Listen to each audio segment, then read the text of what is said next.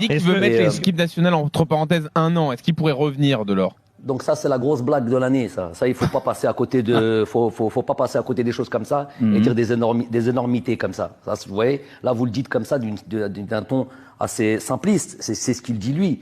Uniquement pendant une année, c'est ou de la grosse stupidité voilà, le culot qui n'a pas de limite.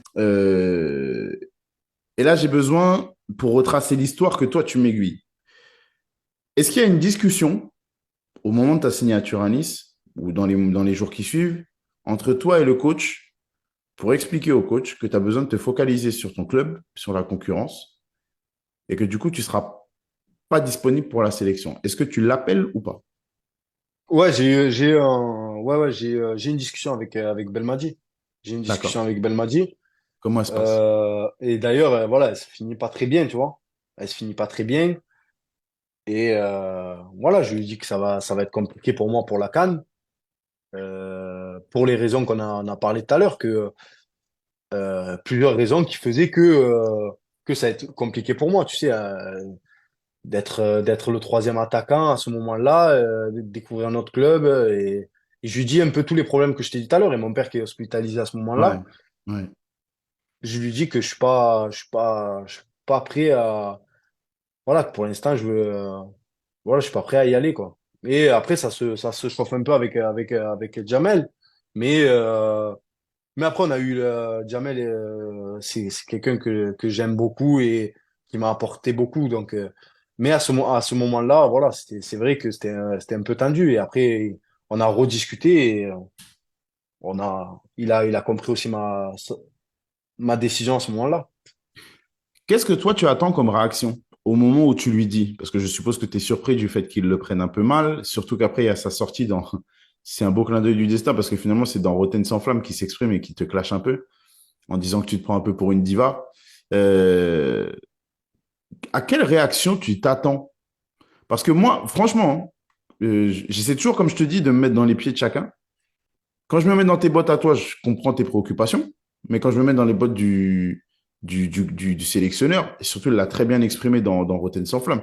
Il dit, les mecs, ils vont aller galérer à droite, à gauche, et lui, il va revenir et il va participer à la compétition. Je comprends le problème. Mais toi, au moment où tu l'appelles et que tu lui expliques, à quoi tu t'attends comme réaction? Non, je savais que ça allait être. Mais après, regarde, ce que je vais te dire encore une fois, je le comprends qu'ils le prennent mal, mais à Ouais, 1000%. ouais. À 1000%. Mais à ce moment-là, euh, moi, je voulais être performant en club pour justement pouvoir voilà, avoir plus de temps de jeu en sélection.